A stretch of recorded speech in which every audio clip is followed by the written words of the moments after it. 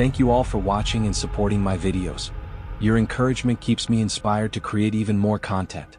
My next big goal is to reach 1,000 subscribers, and I can't do it without your help.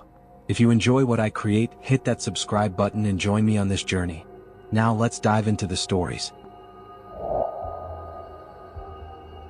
It was a quiet night. That's how shifts at Costco usually were after midnight. At 2:41 a.m., there was hardly anyone in the store, except for a few random shoppers, either grabbing last-minute essentials or aimlessly wandering the aisles. I was sitting at the self-checkout counter, staring at my phone, rating other villages in Clash of Clans. The beeping of cash registers and the muffled sound of footsteps echoed in the distance, but I paid no attention. Every now and then, I lifted my head to check if everything was calm. And that's when I noticed him. A man, probably in his 50s or a little older. He had been standing at the end of aisle 7 for about 15 minutes. At first, I thought he was waiting for someone, but he wasn't looking at the shelves or his phone. He was just watching people. His posture was too unnatural, hands buried in the pockets of a long, dark coat, head slightly tilted. He didn't move, didn't even pretend to be browsing. I convinced myself he was just waiting for his wife or lost in thought. But then I noticed something else. When someone walked past him, his gaze followed them. Slowly. Too slowly. I locked my phone and pretended to check something on the register screen, trying not to make it obvious that I was watching him. A young woman with a cart passed by him. At first, she didn't notice him, but when she did, she flinched. I caught a flicker of unease in her eyes as she quickened her pace, not looking back. I knew for sure now, this wasn't my imagination. Something was off. And then, he finally moved. He didn't reach for any products, didn't check his phone. He just turned his head, toward me. My throat went dry. He knew I was watching him. For a few seconds, we just stared at each other across the dimly lit store. Then, he took a step forward. I quickly looked away, pretending to focus on the screen. My heartbeat pounded harder. I opened the store's surveillance camera on my phone and rewound the footage from aisle 7. The grainy image showed the man, still standing there. But now, he was closer to the registers. I hadn't heard his footsteps. I looked up. He was gone. My heart jumped. I quickly scanned the store, the checkout lanes, the aisles. But he wasn't there. I turned to James, my coworker, who was stocking shelves. "Hey, did you see that guy in aisle 7? James looked up. "What guy?" I scanned the store again. The one who stood there for, 15 minutes. Black coat, creepy face. James shrugged. "Haven't seen anyone. You're imagining things." I pulled up the camera footage again. Rewound a few minutes. The video showed the men standing still. Then, the image glitched. A brief distortion. 2 seconds of darkness. And when the video resumed, he was gone. A chill ran up my spine. James glanced at me. "You've been watching too many horror movies, dude." He smirked and went back to work. I forced myself to act like it was nothing. But something inside me was screaming, this wasn't normal. I switched to the camera at the store's exit. If the man had left, I should have seen him. But he wasn't there. He had never left. And that's when I heard a whisper behind me, "Why did you stop watching?" I spun around. The man was standing right behind me. I felt my heart stop for a second. He was standing behind me, too close. I hadn't heard him approach. Not a single sound. My body refused to move. His face was pale, almost wax-like. His eyes, dark, deep, devoid of any expression. His lips stretched into a faint, almost imperceptible smile. I had no reason to be this scared. He was just a customer, just a regular man, right? But his eyes. They didn't seem to blink at all. I forced myself to sound calm. "Can I help you with something?" His lips moved, but no sound came out. He just mouthed words, as if trying to say something, but couldn't. A wave of cold washed over me. He kept moving his lips, and then I heard the words. But his mouth wasn't moving anymore. The words echoed inside my head, "Can you still see me?" I stepped back, nearly stumbling over the register. My fingers trembled as I pressed the security call button. "Hey, I need someone at the Regis," click. My earpiece went dead. The man didn't take his eyes off me. And then, he blinked. And everything went dark. For a moment, I thought the power had gone out. But this was something else. The darkness lasted a second. Maybe 10. When my vision returned, he was gone. I looked around. Empty.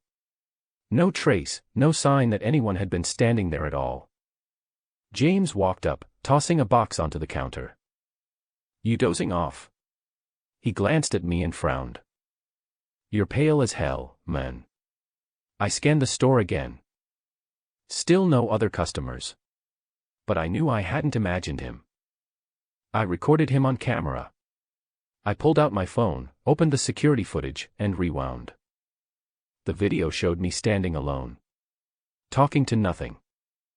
And behind me, no one. "What are you looking for?" James asked, peering at my screen.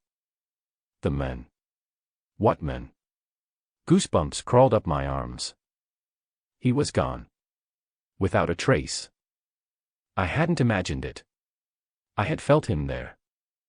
James shrugged and went back to work. I put my phone down and stared at the monitor. A red message flashed on the register screen, "Can you still see me?" Behind me, a voice spoke. A familiar voice. And now? I didn't turn around. I didn't turn around. I couldn't. The voice was too close. The skin on the back of my neck burned with the feeling that someone was standing right behind me. I forced myself to slowly glance at the reflection in the register screen. And there was no one there. But I could feel him. Cold sweat ran down my back as I took a deep breath and, gripping the edge of the counter, slowly stood up. The store was quiet. Too quiet. I glanced at the clock, 2:42. Something wasn't right. A minute ago, it was 2:41. Again. I rubbed my face, trying to calm myself. Maybe I was just exhausted. Night shifts can be draining, right? But inside, the feeling grew stronger that something had changed.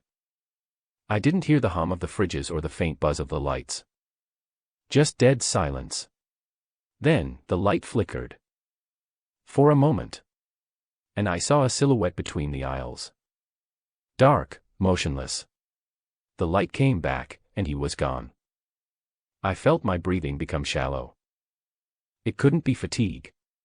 It couldn't be my imagination. I grabbed my phone, opened the cameras. Rewound. On the recording, I stood alone by the register. No silhouettes. No man. But when I turned on the live feed again, I almost felt sick. On the screen, less than a meter away from me, stood the same man in the black coat. But I couldn't see him in reality. Only on the camera. He was standing behind me. Leaning in. Close. Very close. I felt a cold breath slide across my neck. And then the phone shut off. I froze. I didn't breathe. I didn't move. Something touched my shoulder. Slowly. Gently. My mind screamed, "Don't look." But I already knew what I would do. I would do the worst thing possible. I would turn my head. I didn't want to. I shouldn't have looked back. But my body had already decided for me. I turned my head. For a second, I saw something. The man was standing too close. His face was dead pale, like a wax figure. His eyes, black, with no pupils, no whites, just emptiness. His lips were still moving without sound. And then, the light went out. It didn't flicker. It didn't blink. Just complete darkness. I felt the ground slip away from under me. Emptiness. Silence. Then, a voice. Now real, next to my ear, "Do you still see me?" I couldn't answer. I couldn't even breathe. And then, the light came back. I was standing in the same spot. The store looked normal. The registers, the aisles, the items on the shelves. No sign of the men. But something was different. I looked at the clock. 2:41, again. I grabbed my phone, unlocked the screen. It was completely empty. No apps. No photos. No contacts. Like the phone had just been bought. I threw it on the counter, gasping for air. "Dude, did you fall asleep?" I jolted. James was standing nearby, frowning. It had already happened. I knew what he would say next. "You're white as a ghost, dude." I didn't answer. I just silently stared at him, while inside, a terrible realization was growing. Something had changed. Something had stayed with me. I looked back at the register screen. Where the payment system should have been, red letters were glowing. "Do you still see me?" 2:41, the night shift would never end. It was already past 1:40 a.m. when I found myself working the night shift at Costco. The aisles were mostly empty, save for a few tired, last-minute shoppers. I had gotten used to the quiet during these late hours. The hum of the overhead lights and the occasional beep of the register were the only sounds filling the store. My eyes grew heavy, and to stay awake, I pulled out my phone and began playing Clash of Clans, tapping away at the screen to pass the time. I glanced up now and then to keep an eye on the customers, but most of them were in and out quickly. Then, my attention was drawn to a man standing in the toy section. He was tall, with a dark hoodie pulled up over his head, and he hadn't moved in what seemed like several minutes. I didn't think much of it at first. People tend to get lost in their thoughts while browsing, but something about him stood out. He wasn't picking up toys or even looking at anything in particular. He was simply standing there, staring at the shelves, as though frozen in place. I watched him for a moment, thinking maybe he was just taking a break or waiting for someone, but when I glanced back at my phone and then looked up again, he was still there. His stillness was starting to feel off. My instincts told me to keep an eye on him. I wasn't sure why, but I felt like something wasn't quite right. After a few more minutes, I found myself unable to look away from him. His posture was rigid, almost unnatural. And then it happened, his eyes briefly flicked toward me. The briefest of glances, but it was enough. A chill ran down my spine as our eyes locked for a second. It wasn't a friendly glance. It was cold, calculating. And then, without a word, he slowly turned and walked down the aisle, disappearing behind the corner. I shook my head, trying to brush off the weird feeling that lingered in my chest. It was just some guy, I told myself. It's late, and people act strange when they're tired. I turned back to my game and tried to push it from my mind.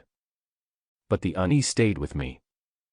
It wasn't long before I heard a voice crackling through the store's intercom system. It was the manager's voice, but there was something off about the way she sounded, urgent, almost frantic. "Attention all employees," she began, "we're currently searching for 2 missing children. If anyone notices anything unusual, please report it immediately." My stomach dropped. Missing children. The words echoed in my head, and my thoughts immediately went back to the man in the toy section. Could he have been involved? The coldness in his eyes when he looked at me. I couldn't shake it. I pushed myself to my feet and started walking toward the toy section, but when I got there, everything seemed normal. No sign of the men. No children. Just empty aisles. But then I noticed something strange. The shelf by the corner where the men had been standing was slightly out of place. It wasn't much, but the way it had been moved felt deliberate. I bent down to take a closer look, and that's when I saw it, a small, child's shoe, abandoned in the middle of the aisle. it could have been left behind by an adult. I immediately called the manager and explained what I had found. But before I could say anything else, I heard it. The sound of footsteps behind me. I turned around quickly, but the aisle was empty. Still, the feeling of being watched grew stronger. There was something in the air that made my skin crawl. I had no idea what was going on, but one thing was becoming painfully clear: the man who had been in the toy section was more than just a strange shopper. Something about him felt dangerous. And as I stood there, holding the shoe in my hand, I knew that whatever had happened here tonight, it wasn't over. I needed to figure out what he was really after before it was too late. I stood frozen in the aisle, the shoe in my hand, my heart pounding.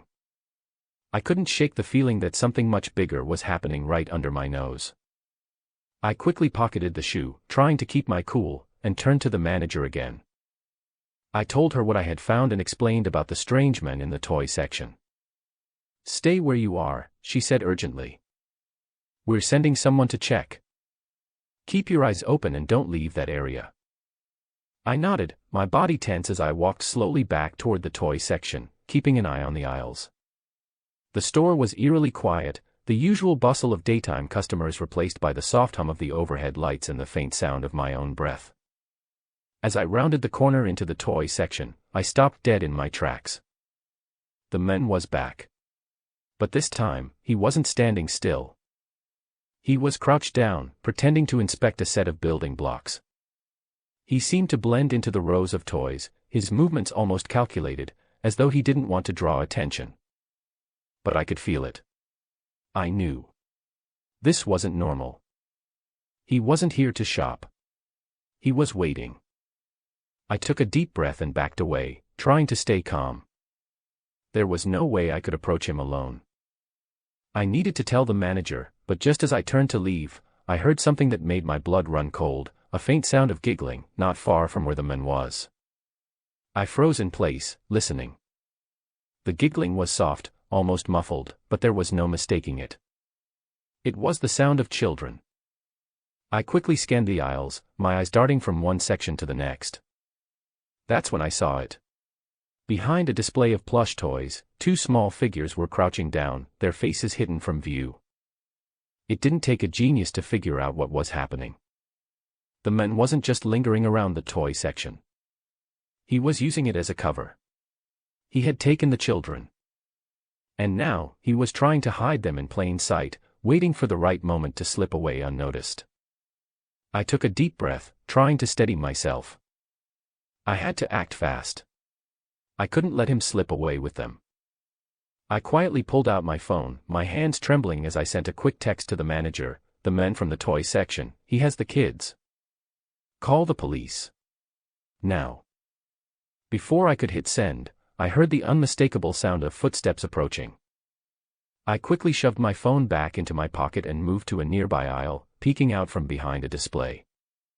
The man walked past me, his head down as if he were just another late-night shopper.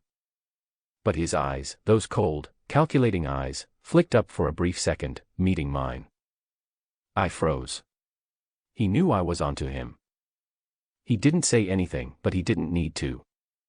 His glare was enough to send a chill down my spine. And in that moment, I knew I had to do something. I couldn't just stand there and let him get away. The children were still behind the plush toy display, but I didn't know how much time we had before he moved them again. I quickly scanned the area. The security cameras. They were on the far side of the store. I had to get their attention somehow, but I couldn't risk alerting the men. My pulse raced as I quietly moved toward the security office, trying to make as little noise as possible. The store was dead silent now, and I could hear every creak of the floor beneath my feet. I glanced back, but the man was nowhere in sight. He must have gone into another aisle. I reached the security office and knocked softly on the door. The guard inside looked up in surprise. "Hey, you need to call the police. There's a guy in the toy section. He's taken 2 kids." The guard's face went pale as he quickly picked up the phone, his hand shaking slightly. "I'll call them right now." I backed away, my heart racing again as I returned to the toy section. I had to make sure the men didn't leave with the kids before the police arrived. But when I rounded the corner, I found the aisle empty. The kids were gone. Panic set in. Had he already left? Had he taken them somewhere else? I felt the cold sweat on my brow as I scanned the area. But then, I heard something. A door. The faint sound of it closing. I knew where he had gone. The storage area. The men had slipped into the back. And if he was hiding in there, it would be nearly impossible to find him before the police arrived. But I couldn't wait. I had to try to stop him, to make sure those kids didn't disappear forever. I didn't hesitate. My heart pounded in my chest as I sprinted toward the back of the store, my feet barely making a sound against the cold tiles. The storage area wasn't far, just a few turns away, but it felt like an eternity as I pushed myself forward. The faint sound of the door closing still echoed in my mind. He was there. The men who had taken those kids. I reached the back door and paused, pressing my ear against it. Silence. No movement. No voices. But something about the stillness made my skin crawl. I glanced over my shoulder, making sure no one else was around. It was late, and most of the staff had gone home, leaving only a few of us behind for the night shift. I was alone, except for the men and the children. With one last deep breath, I grabbed the handle and pushed the door open just a crack. My eyes immediately darted across the darkened space. The storage area was filled with empty boxes, pallets, and shelves stacked high with products. It was dimly lit, the harsh fluorescent lights flickering slightly overhead. I stepped inside, trying to be as quiet as possible. My mind raced, and every instinct told me to be careful. I knew the man was in here somewhere, but I had no idea where. And then I saw him. He was crouched down behind a large stack of boxes, his back to me. The kids, two small figures, were huddled close to him, sitting on the floor, their eyes wide with fear. The man's voice was low, almost a whisper, as he spoke to them. But it wasn't the kind of voice you use to comfort children. It was cold, stern, like a predator speaking to its prey.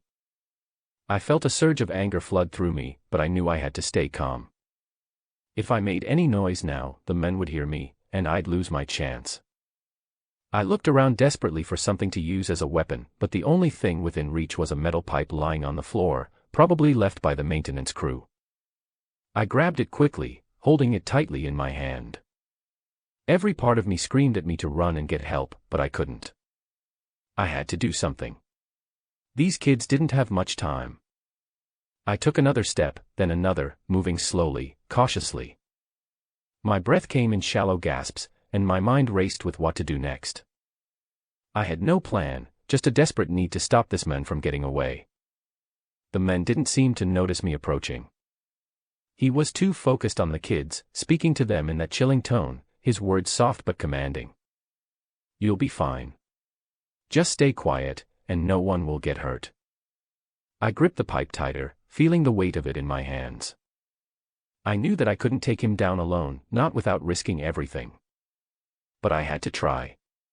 I couldn't let him leave with those children. Just as I took another step forward, I stepped on something, an empty box. It cracked loudly under my weight. The man spun around instantly, his eyes narrowing. For a moment, time seemed to freeze. He knew I was there. "Get away from them," I shouted, stepping forward, the pipe raised in my hands. His face twisted into a cold smile. "You don't want to make this worse." I didn't wait for him to make a move. I rushed at him, swinging the pipe in a wide arc. It struck him across the shoulder, but it didn't take him down. He grunted, his eyes flashing with fury, and then he lunged at me, knocking me back. I hit the floor hard, the wind knocked out of me. For a split second, I couldn't breathe. But I didn't have time to recover. The kids screamed, their voices full of terror, and that was enough to fuel me. I scrambled to my feet, adrenaline coursing through my veins. The man was coming at me again, this time faster, but I swung the pipe once more, this time catching him across the head. He staggered back, his eyes glazing over in pain. I didn't stop. I couldn't stop. I needed to make sure he couldn't hurt anyone else. The kids were still crying behind him, and I could see them trying to move, trying to get away from the men. I shouted at them to run, to get to the door. Go. Run. I yelled. They didn't hesitate.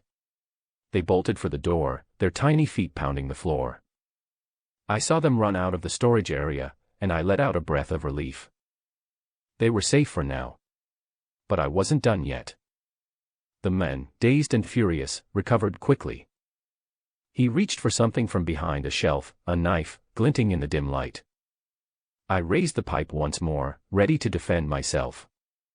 He lunged at me again, but this time I was ready. I swung the pipe with all my strength, knocking the knife out of his hand. It clattered across the floor. But then, before I could make another move, I heard the unmistakable sound of sirens outside. Police. The man's face twisted with rage, and I knew he wasn't going down without a fight. But he was out of options. The cops were here. He turned and ran, disappearing into the shadows of the storage area, but I knew he couldn't get far. The kids were safe. The man was cornered. And the police would take care of the rest. I dropped the pipe, my hands shaking, and collapsed against the wall. It was over. For now. But I couldn't shake the feeling that this man wasn't the first, and he wouldn't be the last. The hunt had only just begun. The sirens grew louder, and within minutes, the police stormed through the back door, flooding the storage area with lights and officers. I stood there, still catching my breath, the adrenaline slowly ebbing away as I realized how close I had come to losing everything. The officers moved quickly, checking every corner of the storage area. One of them approached me, asking what had happened. I recounted everything, how the men had taken the children, how I found them, and how I'd tried to stop him. They nodded, taking in the details, but their eyes were on the back of the store, where they expected the men to be hiding. A few minutes later, they emerged, holding the men in handcuffs. He had been hiding in a small utility room at the back, trying to make his escape. He looked disoriented, his clothes torn, a wild look in his eyes as he was led past me. I couldn't help but feel a sickening wave of disgust wash over me, seeing the man up close. He was just a man, no more than 40, but there was something twisted about the way he looked at the world. One of the officers turned to me, giving me a brief nod of appreciation. You did good. Those kids wouldn't have made it out if you hadn't acted. I barely processed the words. I just kept thinking about the children, small, scared, and confused, and the relief that they were safe. The officers called for an ambulance to check them out, but from what I could see, they looked physically fine, though terrified. They would need time to process everything. The manager came up to me, a look of relief on her face. Thank you, she said quietly. I didn't even know what to do. I nodded, still in a daze, as I watched the children get escorted to safety. The police had taken over, and it was clear that the man had a history. He was already wanted in several other states for similar crimes, but it wasn't over yet. His actions had already left a mark, not just on the kids, but on everyone who had witnessed what had happened. As the police finished their questioning, I walked to the back of the store, where I had first found the shoe. I looked down at it for a moment, my mind racing. The kids had left with the officers, but I couldn't shake the feeling that this wasn't just a random encounter. There was more to this man's story, and somehow, I had been caught in the middle of it. I stepped outside into the cold night air, the full weight of the situation hitting me. I was safe. The kids were safe. But the whole thing had shaken me to my core. The reality of what had almost happened lingered in the air, the fear and the tension still palpable. As I made my way back inside, I couldn't help but wonder how many other stories like this were out there, hidden in the shadows, waiting for the right moment to surface. And how many times had people ignored the signs, thinking it was nothing, just another strange occurrence. But this time, it hadn't been nothing. This time, something had been done. And it felt like the world was a little bit safer for it.